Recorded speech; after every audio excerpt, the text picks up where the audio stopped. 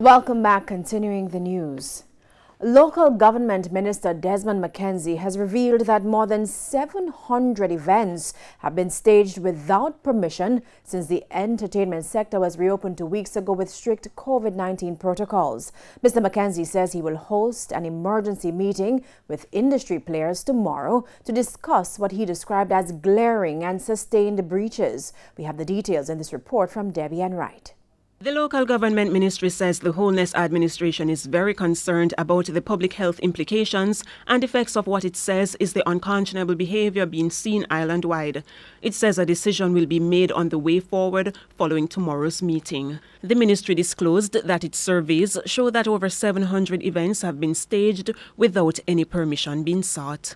It says in other instances where approvals for events were given, the agreed conditions were blatantly breached. The local government ministry says it's also concerned about the continued misuse of beaches and rivers, which are being overcrowded in clear breach of social distancing protocols. It has noted in particular that parties and other events are being held at various beaches and rivers, although such events are banned at these locations. It says the Jamaica Constabulary Force is being stretched in responding to these breaches. The local government minister says the administration will not allow the gains made in the management of COVID-19 to be destroyed by people who have no regard for anyone's interest but theirs. Mr. Mckenzie says there is no guarantee the relaxations granted to the entertainment sector up to this point will remain.